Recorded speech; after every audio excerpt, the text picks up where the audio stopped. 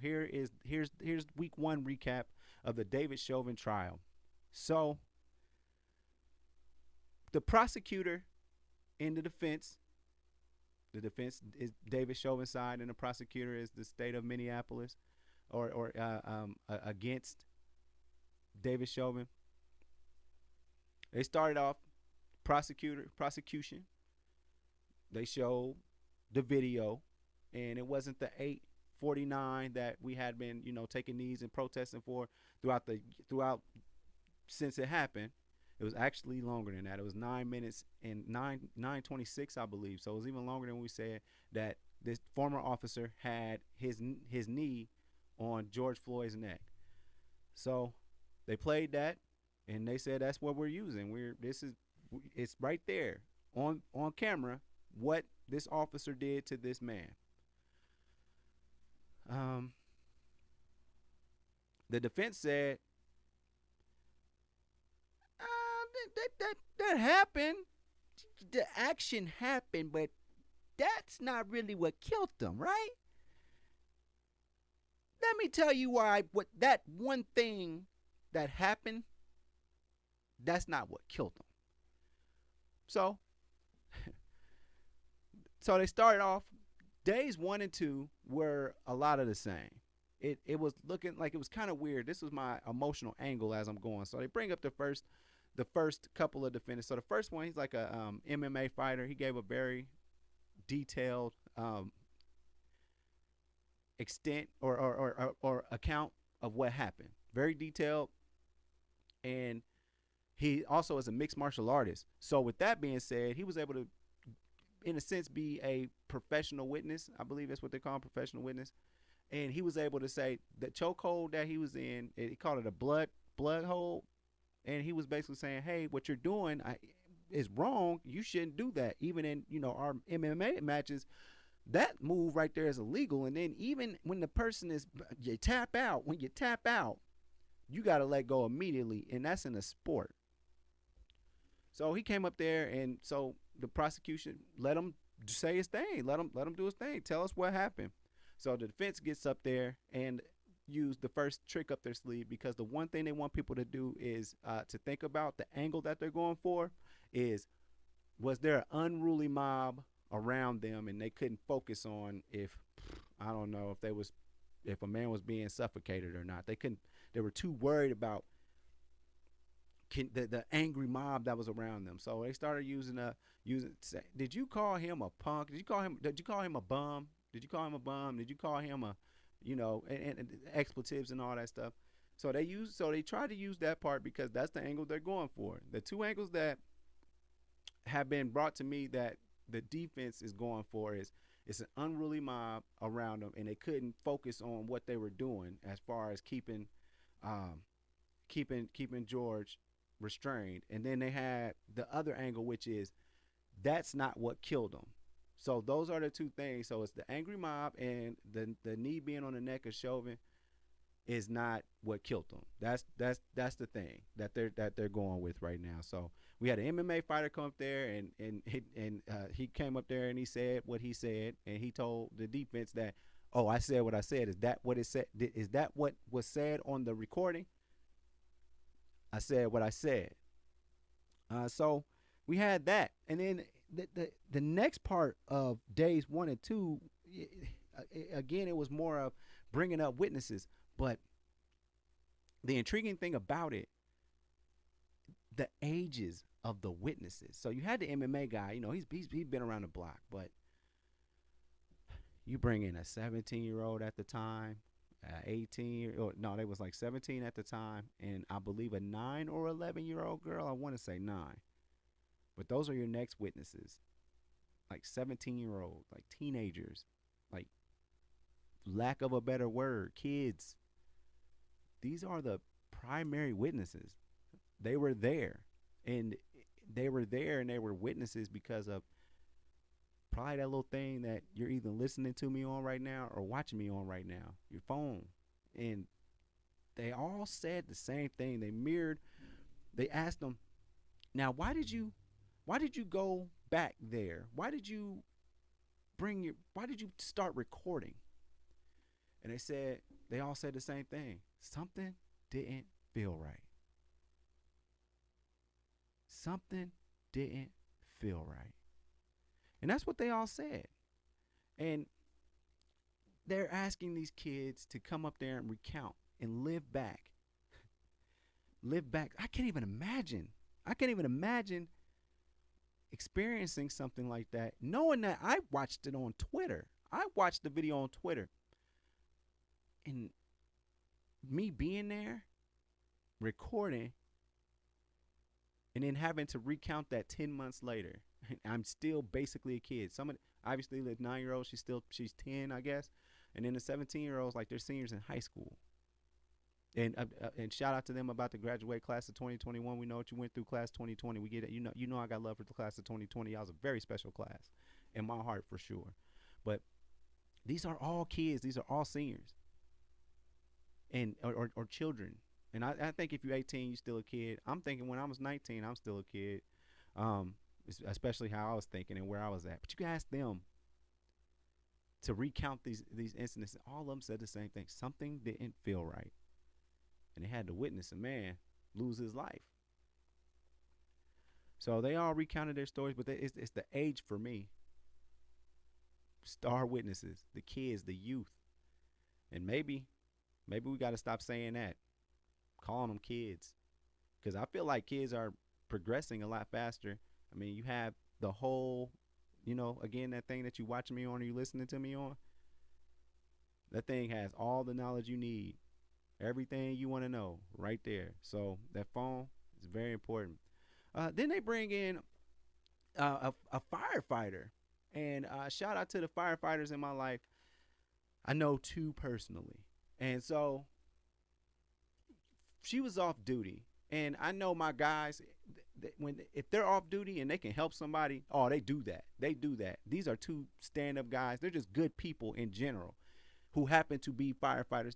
Who are first responders, if you will. When stuff happens, there's some kind of medical emergency, they're first responders. I mean, a lot of times you're catching firefighters nowadays riding out in EMTs or ambulances, if you will, with EMT kind of knowledge. You know what I mean? So that's what's happening nowadays. Firefighters, hey, you're not fighting fires all the times, but there's a lot of crimes, or not crimes, there's a lot of things that happen from a medical standpoint that we can really use you. You can respond quicker than maybe the authorities can, or people that can actually help. So shout out to public servants in general. Much love to y'all. But firefighters, they're first responders. They get there first. And there was an off-duty one, and we got her testimony. She came in there, and one of the things that bothered me, because she came from the Speedway, that's across the street from look, I didn't say the thing, Cup Corner, my apologies, Cup Mart. I can't remember. I apologize. I've been looking at the doggone thing all week.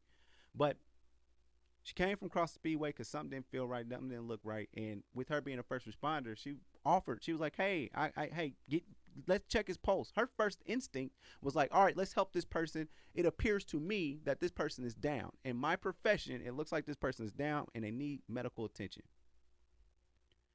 Officer Tao, one of the people that are on trial for this as well, aiding and abetting in murder. Yeah, I don't think his trial is going to go too well. As for what people expect to happen, I don't think that's going to happen. They may throw that out. I don't think he'll be accused of it, even though this is being in the court of opinion. But we'll talk about at the end of this. We'll talk about what this trial really means, what they're trying to do. But so Towels keep holding her back, and she says, "No, hold on. I'm a firefighter. I'm a public official, like you, and I'm doing what I'm supposed to do. It's the safety of the public." And Tao had the nerve to say, "Wait, hold on. I'm big bad. I'm big bad police officer.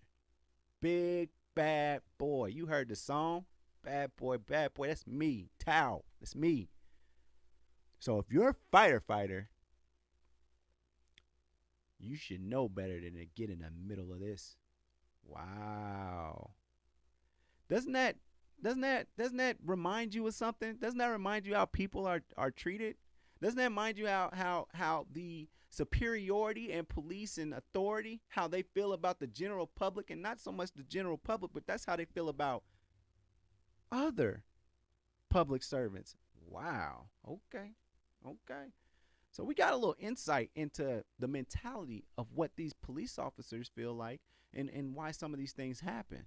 And especially, in a sense, the black people and whatnot. Like it's the superiority complex of police officers that do these things. Not all officers, I'm not saying that, but the officers that do these things, that's their mindset.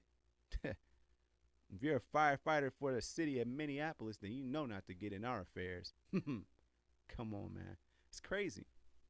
So they got into that. And also, I was a little concerned because at the end of her testimony, I was a little concerned about the fact that the judge, because this defense lawyer, he's a mess. He's a mess. He owes Slick something. I'm trying to tell you, he is slick.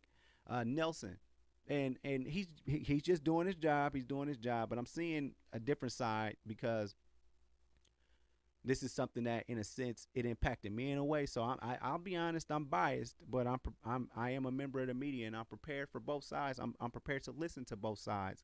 With that being said, he's doing his job, and he came off a little harsh towards the witnesses, and like as if to incite them. And so he incited a couple of the witnesses, mainly the MMA guy, and I think Henson, firefighter Henson. He incited them because they are the adults in the situation. The kids in this situation, they like kind of intimidated, like, yo, I really don't want to be up here. I was a kid when that happened. Like, I went to the store for a snack. That's what you do as a teenager. You walk to the local mart and get you a snack. I wasn't expecting to see that, but he incited them, and he's poking and prodding because he's still trying to push that whole angry mob angle that he's going for, to try and build a case on that. And man, so with that being said, Henson took some offense to how dude was asking her questions, and she kind of was fiery with some of her answers. And so the judge held her, and it was still live. I'm still sitting there watching it. He held her after the court had adjourned and was like, just answer the questions. I don't need you to argue with the court. I don't need you to argue with the lawyers, which I'm really studying now, the extent of the power of a judge. I'm really curious as to, because it seems like once you go in that room, they can just say whatever they want to, and with no type of what do you call it? No consequences whatsoever. They just tell people shut up when they want to. And it was kind of interesting. He was kind of flexing his muscles because somebody that was working for one of the younger students to keep the media off of them. She's working for one of the kids, and that's her job. And she was taking a picture of this historical moment. She was with the attorney general and tried to just take a picture. Now, it was in the courthouse and what have you. And apparently this is a super special court proceeding that they never let people record the court proceedings in Minnesota. They never let that happen, but they're doing it for this one because, again, of how important this trial is. They know they needed to televise this. That just needed to happen. But the killer part is that he flexed his muscles because he took that picture, somebody seized it, and they showed this after court was adjourned. Judge stayed over, said, can you bring in the woman that was taking the picture? She explained who she was, and again, this isn't a historical moment, and I feel like taking a picture probably wasn't a bad thing, but he gave his speech about how this is a very, very, very important trial here, and we have some rules, and the whole time he just playing with the little thing on the phone, that's at the back of the phone, just playing with it.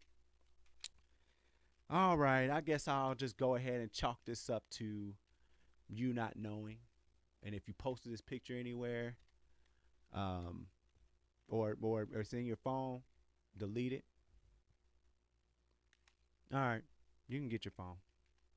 You know what I'm saying? Like, try to come off like I don't know. It wasn't a good look. I didn't like it. It just seemed like he was in there just being better than everybody. I already don't like that, period. People thinking that they're just better than people because they're in a position of authority. I think that you should use your authority and not be a dick. But Other than that, I think that this Cahill, he's been a pretty decent judge though. He's controlled the court very well, but it's just a couple things I ain't like that shit. Um, but moving on, the next day it started to take a turn. You know, they already tugged at our heartstrings and all that. Day three, they tugged at our heartstrings, and then they brought in the OG that was telling George, "Hey man, you ain't gonna beat him." When they were trying to put him in the back of the car. We get it, man. We get it. He was trying to he was resisting arrest. He was resisting getting in the back of the car. We get it. We get it. It was wrong. Just get in the handcuffs. Get back there. Go on about your business, man. We get it. We get it. We get it. We get it. But after a while, after OG said what he said, by this point he was like, "All right, now is you through?" Dude said, "I'm through." George said, "I'm through." And OG was like, now he's looking at how the police got him. I'm like, all right, man, let him get in the back of the car. Now y'all said y'all let him out now. Let him on out. Let him back. He said he'll get in there. Now get off of him. Get your knee off of him. OG. So first of all, trying to do his part in the community. Look, they got you in handcuffs. It's over. They win. You're not gonna win. Okay, he surrendered, officer. Do your part. Get off of him. What you doing? That ain't right, man. That ain't right. True OG.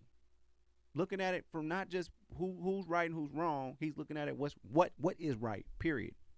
What's right. So, he came up there. He cried, and one of the main things that stuck out to me in days 2.5 and the 2.5 days was that people were concerned about. Matter of fact, I'll go into other days, and I'll talk about those in a second. But one of the things that we were most concerned about was all the people were thinking about what they could have done to for this to not happen. And that brings me to they're bringing in other witnesses, other law enforcement people, and they're talking. The defense is starting to move it towards was he high?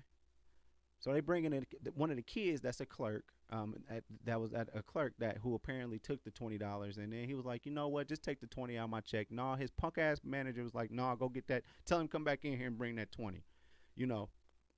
Come in here and pay for that. Blase blah. Dude was like, no, just take it out. Send him back out there twice. So he sent basically a kid in essence to go talk to a grown ass man and say, hey, sir, can you come in here for a second? My manager wants to talk to you. Sir, can you come in here for a second? I just need to, blase blah. They could have took a picture of him and been like, bro, you can't shop here. You passed us a fake 20 and been done with it. Nah, he gonna send a kid out there to go confront some grown men about a fake 20, $20 that the kid was like, nah, just take it out of my check. We good. Just take it out of my check. So, and that got that kid thinking, man, maybe I shouldn't have. Maybe I just shouldn't have took the 20, or because maybe there was an opportunity when he was like, hey, sir, this ain't a real 20, and gave it back to dude. Could have been that. Or when he noticed it, the manager could have came up and been like, hey, man, the register $20 short because of this. What we going to do about it? Here, take it out of my check. Anything could have happened. But that manager wanted to do what he do. It is what it is, and that's what happened. But he had him thinking about how he could have done things differently. But one of the main questions they were asking, like, hey, was he high? Was he on influence or something? And dude was like, yeah, he looked like he was high. So we get into today, and that's how they wanted to start today, day 4. How they wanted to start today was it started off with George Floyd's girlfriend at the time, and they decided, after hearing the beautiful story of how they met. I believe they've been together for 3 years, but beautiful story of how they met, and it turned into. So, what about the drugs y'all was using? Y'all use them together? How long was y'all using them? When the last time you used them? Y'all had COVID together. Was he using then? Because y'all was close quarters, so you would know if he was doing. And made her testify about his use of pills, if you will. So they started moving into that today. Today was a big day for them to start trying to talk about his drug use. So they were pretty much done with the whole body cam and showing us. Because, like I said, they've been doing it the first part of the week. I've watched it like 30 million times. It's awful. But that was the next part of it. Was that let's start getting into the other reasons why he could have died. And so she gets up there says her spiel. Yes, we was doing stuff, and it did seem like he might have fallen back and gotten on back on whatever they was on, whatever. Okay, cool. First hand account from the girlfriend. Yeah, we was using. Okay. Now let's bring in the paramedics. They'll tell us. They'll set us straight. Can you tell us? Can you tell us about the symptoms that he was showing when you got?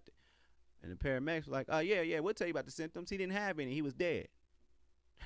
Excuse me, sir. That's not what we asked you. You asked me did I have symptoms. He had symptoms of being dead. No, sir. No. Was he high? I don't know. He was dead. And the most, and it's interesting. They brought in the supervisor. I'll get into him for a second. Chauvin's direct supervisor. But what was interesting was the most devoid of emotion as far as showing it. That person that got on the stand, his name is Derek Smith. He was the one of the EMTs, one of the paramedics that showed up, and he was just answering, yeah, yeah. I mean, like as if to be like, duh. You know what I'm saying? Like it seemed like he didn't care. So at first I was like, man, I don't care for him as a witness. And then they got into it. They start getting closer. So when you got there and checked his pulse, what did you feel? Nothing.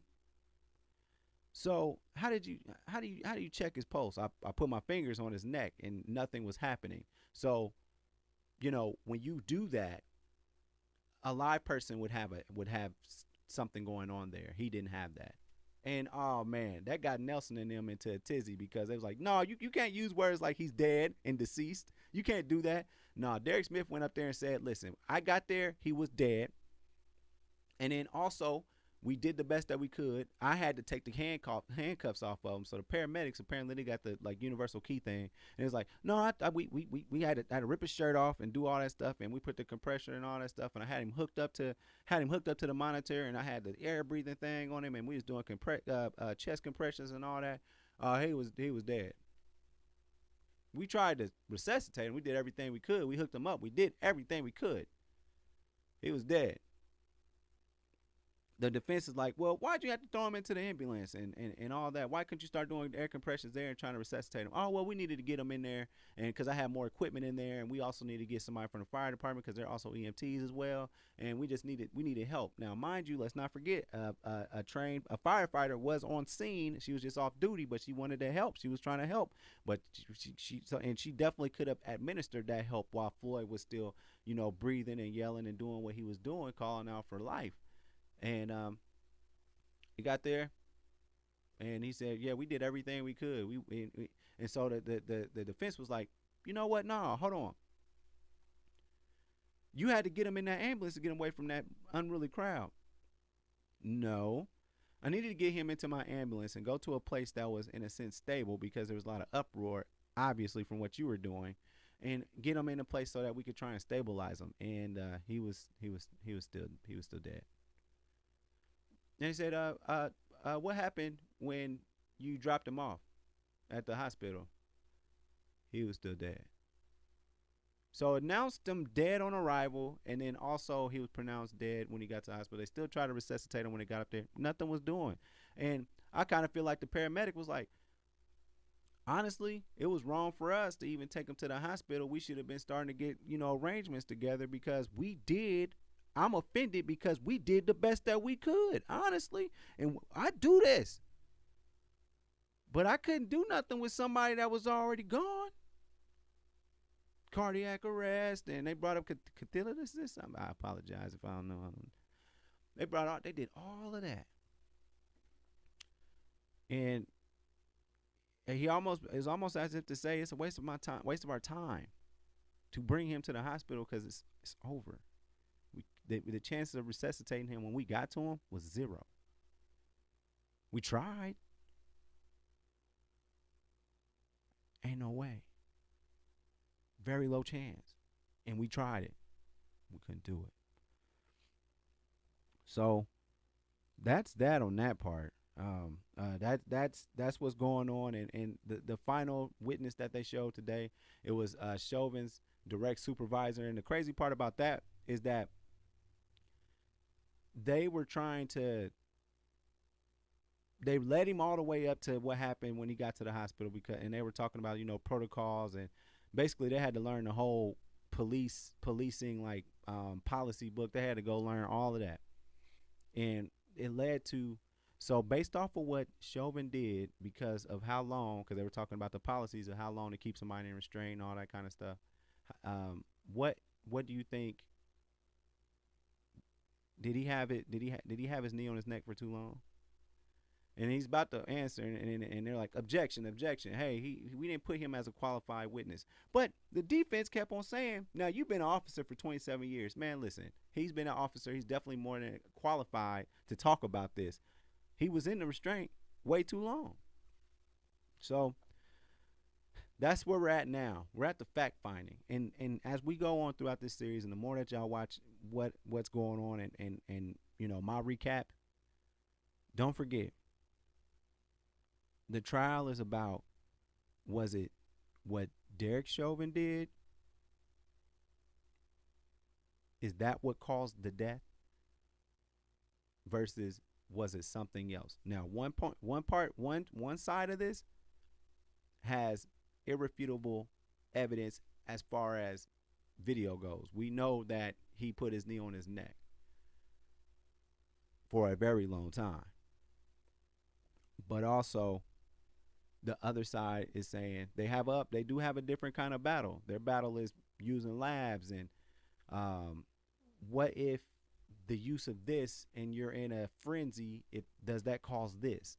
And what if he couldn't change the restraint because he was doing so much, and they had to restrain him as well as keep their eye on an angry mob? And they asked, why were they angry? So keep it locked in. I ain't no lawyer, but I'm a smart guy, so I'm catching on pretty quickly. Lead up questions are so boring. Like say if they want to know if you ate cereal today, they'll ask you, so did you wake up today? Now, when you woke up, have you been hungry before? What does that feel like? Tell us what that feels like. So it's the lead up questions are crazy, and sometimes you're like, why are you even asking that? But yeah, it's I'm learning the trial process for sure. I might be a future lawyer myself. I don't know. You know, I'm good at a little bit of everything. But definitely, man, I want to keep it locked in. I hate watching this every day. I hate having to see it again and again and again. But I'm gonna give it to you because that's what I do. We're going to push through this. We're going to get through it together. And like I said, I want to prepare us all for either outcome. And how do we move forward, and what do we do from here? Like a little historian, you know what I'm saying? Thanks for watching. Make sure you follow me on all my social media platforms. Don't forget, every Thursday, the full podcast is on Apple Podcasts, Google Podcasts, and mama, I'm on Spotify. Overall 99 ENT bring you videos from Friday all the way to Friday. So be sure to like and subscribe to the channel. We appreciate it. Again, thank you so much.